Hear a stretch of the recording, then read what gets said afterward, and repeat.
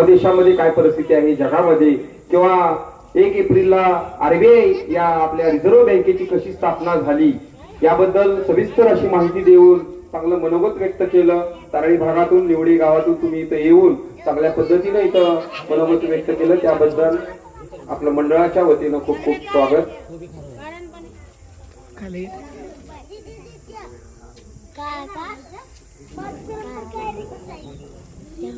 यानंतर या ठिकाणी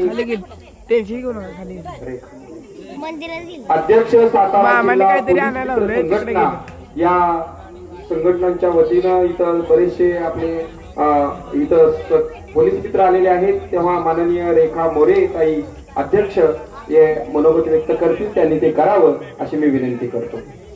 सन्माननीय रेखाताई मोरे मॅडम यांनी डॉक्टर बाबासाहेब आंबेडकर यांच्या 135व्या जयंती उत्सवानिमित्त निवकणी या गावामध्ये उपस्थितांना आपण मार्गदर्शन करावं, शुभेच्छा संदेश द्यावा।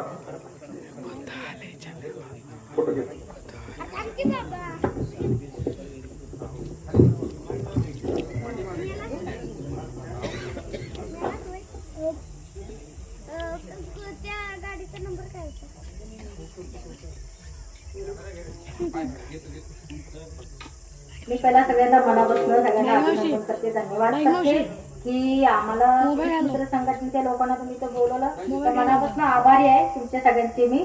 आणि दुसरी गोष्ट, आज डॉक्टर बाबासाहेब आंबेडकरांचं सगळ्यांना माहितीच आहे की त्यांनी एक धार्मिक चांगले व्यक्ती होते। त्यांनी आपल्याला एक जीवनामध्ये लेडीजला आणि एकामध्ये महिला किंवा मुली असो किंवा कुणी असो त्या सगळ्यांना मार्गदर्शन दिलं।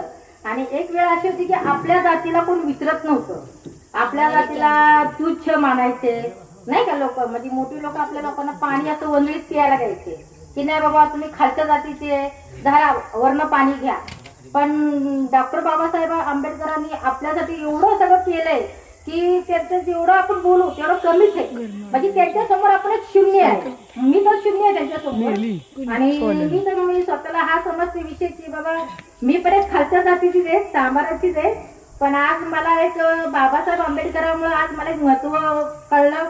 दुसरी गोष्ट एक त्यांच्यामुळे आम्हाला एक पदवी भेटली आणि त्यांच्यामुळे एक आपल्याला शिक्षण भेटलं आणि त्यांच्यामुळे आपल्याला मोठमोठ्या लोकांसंग वावरायला भेटलं आणि जात पात हे काय आहे हे सर्व मिसळायला आपल्याला बाबासाहेब आंबेडकरांनी शिकवलं। त्यामुळे माझी इच्छा आहे की तुम्ही पण तेच करा आणि महिलांना जे स्वातंत्र्य दिले बाबासाहेब आंबेडकरांनी, संविधानामध्ये महिलांसाठी जे लिहिले बाबासाहेब आंबेडकरांनी, ते आपण फॉलो करायचं, कारण की आपण